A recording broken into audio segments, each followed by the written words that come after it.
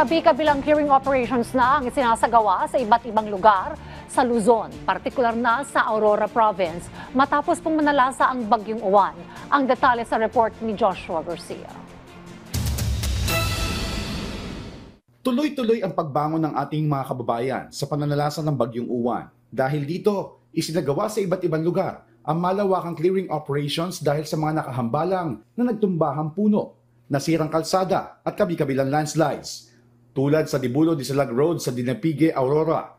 Tulong-tulong ang iba't ibang ahensya ng pamahalaan sa pamumuno ng Philippine National Police upang malinis ang mga daanan.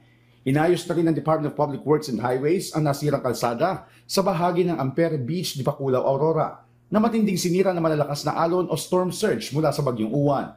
Unti-unti nang nadadaanan ang naturang kalsada patungo sa mga bayan ng Dinalungan, Kasiguran at Dilasaga.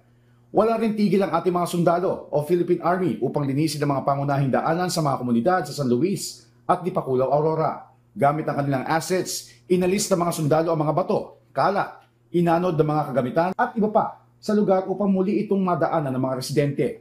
Nilinis at inalis naman ng Philippine Coast Guard District Northeastern Luzon ang mga nagtumbahang puno at mga nilipad ng mga kagamitan na humarang sa mga kalsada sa Dinalungan, Aurora, maging sa Pantabangan, Nueva Ecija. Samantala, nagsagawa na rin ng clearing operations ang DPWH sa bahagi ng Quirino Province na naapektuhan din ng Bagyong Uwan.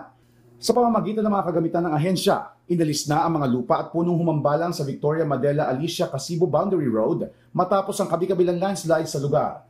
Madadaanan na rin ang bahaging ito ng Nueva Vizcaya Benguet Road dahil naalis na ang mga gumuhong lupa. Patuloy naman ang iba pang clearing operations sa maraming lugar sa Luzon na apektado ng Bagyong Uwan. Joshua Garcia para sa Pambansang TV sa Bagong Pilipinas.